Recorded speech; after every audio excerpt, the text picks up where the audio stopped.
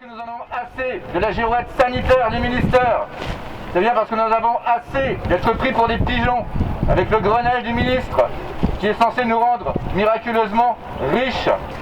Et même certaines catégories de personnel n'auront rien du tout. Je pense notamment aux AED et aux AESH. 20 ans de gel du point d'indice. Voilà quelle est la réalité. Sans parler des conditions de travail. 1800 postes d'enseignants en moins dans le second degré au niveau national.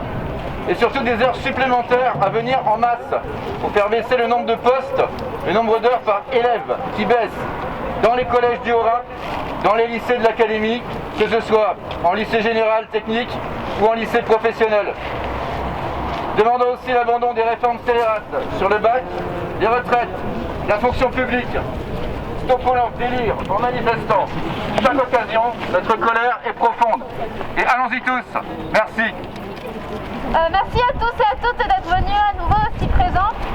La semaine dernière, nous nous sommes mobilisés en tant qu'étudiants et étudiantes pour demander plus de moyens pour faire face à la précarité étudiante et demander la réouverture des universités. Depuis, le gouvernement a annoncé le repas à 1 € au Crous pour tous les étudiants, inclus les étudiants étrangers.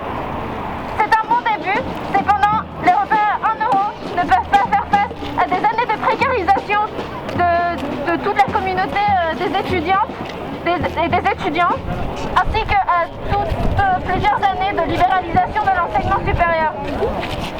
Face à cette situation dramatique de précarité étudiante, de décrochage, nous demandons plus de moyens pour faire face à la précarité, c'est-à-dire une augmentation des bourses, l'ouverture du RSA aux jeunes, un salaire étudiant.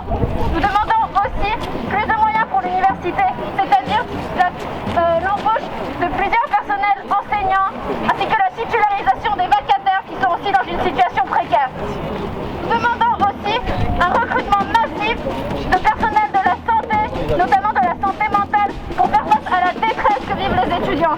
Les recommandations internationales recommandent un professionnel de la santé mentale pour 1500 personnes. Aujourd'hui, nous en sommes à 1 pour 30 000 personnes.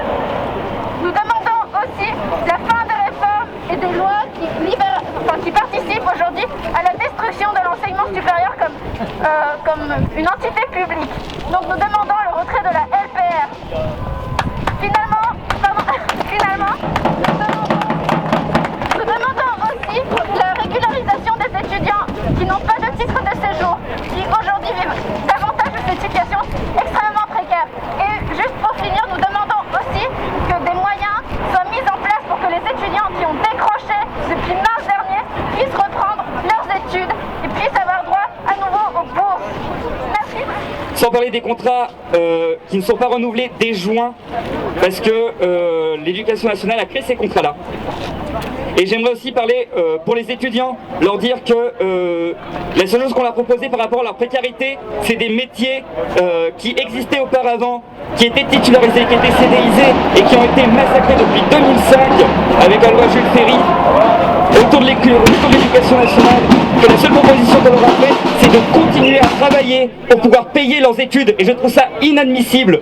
Aujourd'hui, un étudiant devrait pouvoir étudier sans avoir à travailler à côté. Un étudiant qui travaille aujourd'hui, c'est 5 fois plus de chances de louper ses études. Il faut ne pas oublier ça.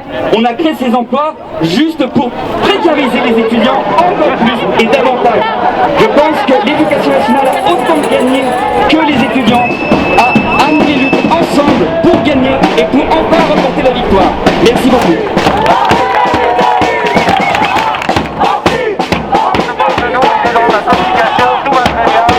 Le ministre Blanquer passe ses journées à la télévision pour dire effectivement qu'il n'y a pas de problème de santé, il n'y a pas de problème de salaire, il n'y a pas de problème de personnel, il n'y a pas de problème de sureffectif dans les classes. Montrons-leur effectivement que ce n'est pas le cas.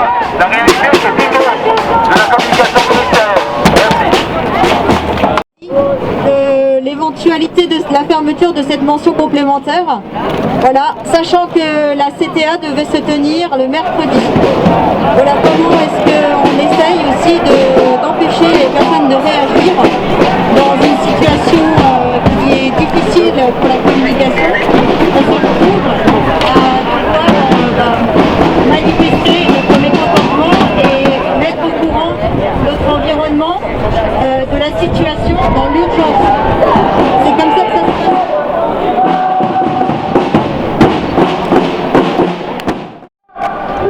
éducatif